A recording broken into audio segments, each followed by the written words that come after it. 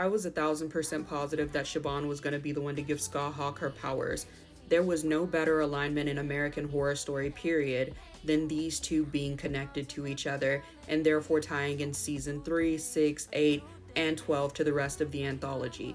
And like I said in several videos, I didn't expect to get a repeat season of American Horror Story Coven, but an Easter egg, something that Ryan Murphy is known for, especially with an American Horror Story, would have been something that I think would have been greatly appreciated. Now, when I talk about perfect alignment between these two characters, there's a lot to discuss. And aside from a very similar physical appearance as far as the headdresses are concerned, there's also geography to consider, as well as the timeline. Now, I'll start with the timeline because to me, this would have been the best place to tie in Scáthach and Siobhan, and that would have been around 1555.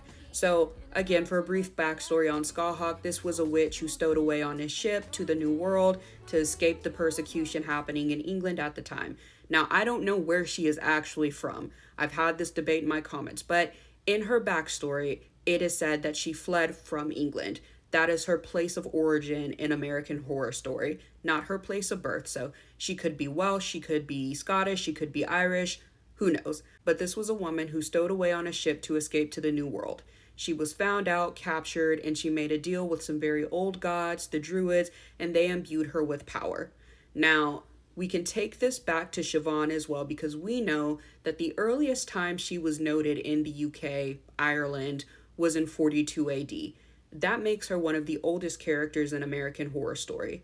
Now, we do know a little bit later, or centuries later in 1555, that she had been contacting and connecting with the Ashleys and other very important royals. The most notable one that we see is Queen Mary the First. Now, this would have been a perfect time to tie Scáthach and Siobhan together. And the way they could have done this, again, is through a small Easter egg, something along the lines of saying there was a witch who escaped and had never been seen again. We probably would have made the inference that that would have been Scáthach, especially if they would have described her vibrant red hair. Now, another thing that I think they could have used to tie this in is simply the fact that Scáthach and Siobhan appear to practice very dark and very old magics. Now, one thing I would have done a bit different to make Siobhan's story fit in a bit better with the overall American Horror Story lore that we get for the witches is change her from worshiping Satan to another older goddess, possibly those druid gods that Scáthach worshipped. I think that would have been a very good connection, and I think it would have created less problems.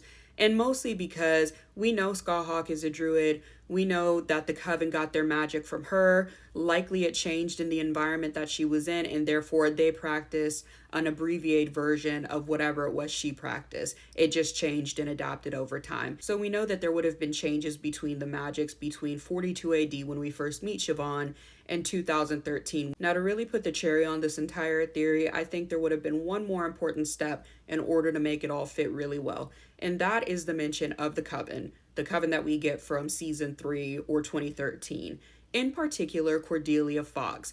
And this would have been back in 2013. Siobhan would have been in either LA or New York, and through her mother Fiona, she would have introduced her to Siobhan. Or again, there could have been a very small Easter egg mentioning how there was a very powerful witch who had a daughter struggling to conceive, and we know that very powerful witch would have been Fiona Good, especially because we know that she does not mind dabbling in the dark side.